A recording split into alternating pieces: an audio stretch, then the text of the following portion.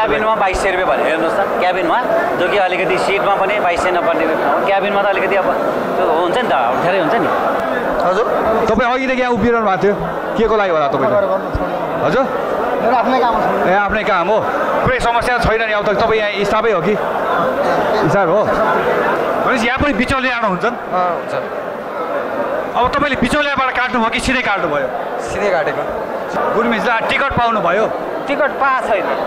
भाडा बढाउने उ गर्ने भनेको त तपाईँको एयरलाइनसम्म मात्रै हो क्या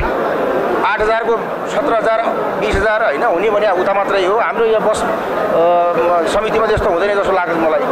किन जहिले नि तपाईँको जति भाडा दर तोकिया हुन्छ त्यति नै भाडा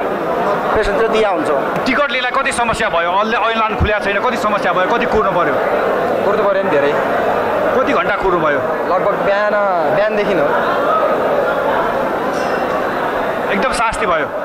गाह्रो एकदम यहाँ चाहिँ अहिले के गर्न आइरहनु भएको म अब जाने नेपालगञ्ज जाने अब भाडा अब के अरे भाडा पनि बढी गाडी पनि नभएको त्यही अवस्था हो अहिले कतिले यहाँ सुन्दा चाहिँ यहाँ चाहिँ भाडा पनि छ गाडी पनि थपिरहेको छ भन्ने जानकारी तपाईँले चाहिँ पाइन भन्नुहुन्छ ए जानकारी मलाई नभएको तपाईँलाई जानकारी भएन तपाईँलाई चाहिँ समस्या के छ यहाँ अहिले अब जाने भनेर म भोलिको लागि तयारी हो अनि यसमा अब मैले अब गाडी थपेको भए त किन जाने बढी भाडा तिरेर जाने होइन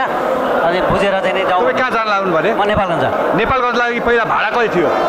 भाडा पहिले 1800 देखि थियो अब हेरेर 18 गाडीको चाहिँ क्वालिटी हेरेर होइन अनि 1800 1900 2000 थियो भने अहिले 2200 2500 भन्छन्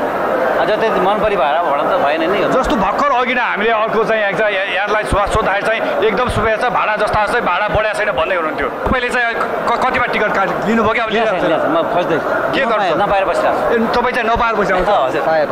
पाइसक्नु भयो कति टिकटको भाडा के छ अहिले चाहिँ 2895 पहिला कति थियो पहिला त्यही थियो 2400 समथिङ त्यस्तै थियो के भन्न चाहनुहुन्छ राज्य अब ठिक छ अब राज्यलाई अब हाम्रो चाहिँ अब जो जति यात्रुहरू अहिलेको चाहिँ जुन माहौलमा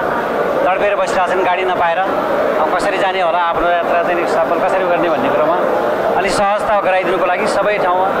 अब एउटा कस्तो किसिमको चाहिँ भइरहेछ जहाँ गतिविधि अब नियामक निकायले हेरिदिनु पऱ्यो भन्ने के चाहिँ दिनुहुन्छ उहाँलाई तपाईँले औषधिहरू कसैलाई पखाला लागेको छ भन्नुभयो भने हामीले जीवन जल मेट्रो दिन्छौँ